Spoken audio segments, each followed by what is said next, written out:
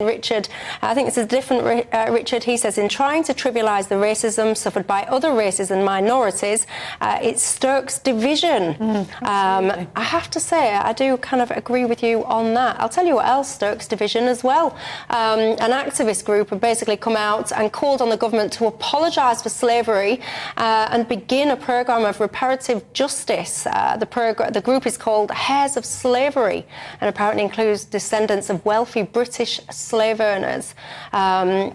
This conversation, it kind of goes around the block, doesn't it? It never really goes away, Dominique. Do you think the government, the UK government, should apologise for slavery, first up? I think we have to ask what the motivation is for wanting an apology in the first place. And I think that a lot of well-meaning activists, I mean, these activists themselves, they're all white, they're all descendants of families that benefited from slavery. For me, I just instinctively feel like this is a way for people to expunge feelings of culpability, of guilt about being white and their role in the plight of other races, and slavery happened 400 years ago.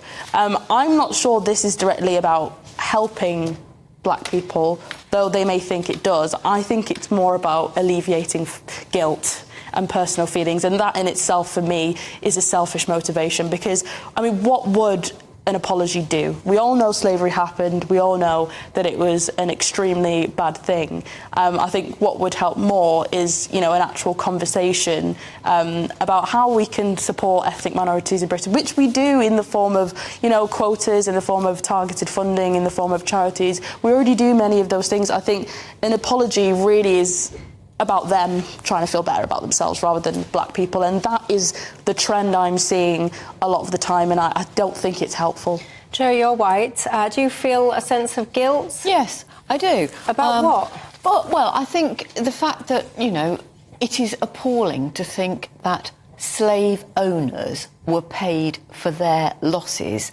The British government had to borrow the money in 1833 and only paid that debt off in 2015. Right, but with all due respect, I asked you if you feel guilty. You said, what do you feel guilty about? Well, because we have, all of us in this country have benefited one way or other from the wealth that came from enslaved people. I benefit from it, though, and I'm absolutely a descendant of slaves, essentially. But absolutely. But, I mean, all of us, I think, and I do absolutely agree. Can I ask you an honest question? Do you honestly feel, because we all agree, I think any sane-minded individual would agree, that slavery, thinking that a human being is something to buy and sell and mistreat, it is the lowest of the low. Completely. It is abhorrent. I'm so grateful that actually people would say modern-day slavery does exist, but based on kind of what we're talking about historically, it's abhorrent and appalling, and I'm very grateful it no longer takes place the way it once did. So I completely share all that sentiment. But I have to say, as a white individual, based on the fact only of me being a white individual, I don't feel guilty about something that happened hundreds of years ago that I had absolutely nothing to do with, but I do think it was abhorrent. And I do find it fascinating when, today, in today's society, a white person says, I feel guilty. Do you really feel guilty, or are you just saying it because you think you should? No, I do feel guilty. I mean, not racked with guilt, but what do you feel guilty about? I'm trying to unpick it. I feel guilty that people were enslaved in order for me and my ancestors, not that they were slave owners, but, for all of us as in this country have benefited from those people who were working as slaves. And I think so, therefore, it is a collective responsibility. I completely agree with Dominique. But I don't feel responsible for it. I feel, saddened by what went on. Feeling responsible isn't the same as feeling guilty. No, you said collective responsibility. Oh, but so I'm moving on and saying I don't feel responsible. Am I a horrible person? No, of course you're not a horrible person. And I think, this is a huge conversation, which is much more. Do you honestly feel responsible? Yes, I do. Well, Do you, Jo, or are you just trying to be nice? No, I'm not trying to be nice. People know that. No, I feel a sense of responsibility and a sense of guilt that we, albeit unknowingly, perhaps, have benefited, and now we know better we should try and do something about it. And I do think an apology is important. We do, though. We have. Well, we have up to a point, but we haven't done... There An apology from who? So who is it that you... Well, from the British government. I mean... So you want Rishi Sunak... Well, I was just looking up here, just to echo what Dominique just said. I'm not being facetious, by the way. I'm genuinely trying to understand this mindset. But the point that you made about, well-meaning white people, and there's a woman called Olivette Otelli, who's a research professor at SOAS in London. She said it's an important initiative and potentially transformative, but it needs to be more than half a dozen people. And she said it's really important than this as to slavery. And she said it was really important to make sure that the group collaborated with existing movements to avoid being labelled white saviours. Now, what I think has happened is since Laura Trevelyan, the BBC correspondent, gave up her job in order to work full-time on reparations for her family's role in the slave trade.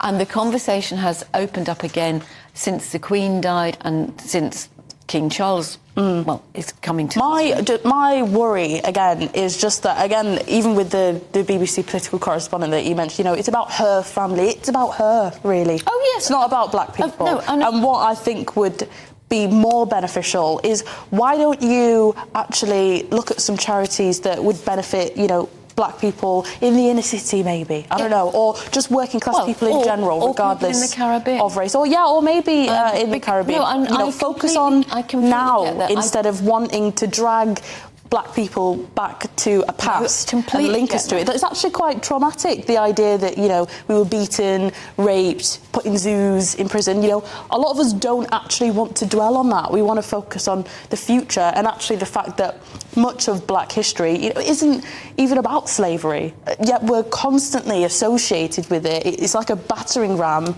that people, yes, with well-meaning, use to alleviate themselves of guilt. And it's so annoying. Absolutely. I find it really annoying. No, I completely get that. And there is nothing worse than middle-class, white middle-class liberal guilt. But that's what I think you're doing. Well, I mean, you're entitled to your opinion, but you asked me a question and I gave you an honest answer. Yeah, that's fair. Are you at home watching this? Are you white? Do you feel, to Joe's point, guilty? Do you feel a collective sense of responsibility?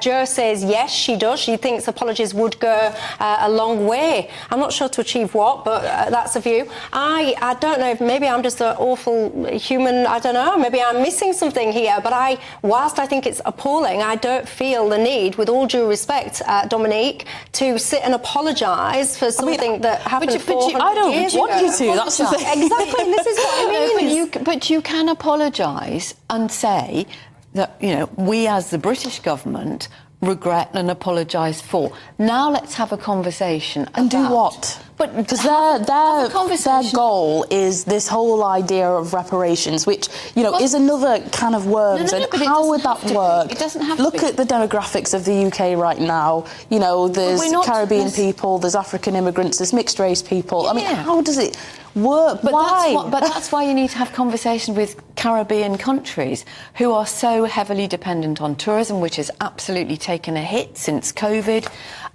Why we need to talk to other... I mean, Clive Lewis, the Labour MP, led a debate on this in the Commons recently, and he was really good about having a conversation. Meanwhile, there's a cost of living crisis, and there are many black people suffering in this country right now as a result of the cost of living crisis, irrespective of what's going on in the Caribbean. It just feels stupid.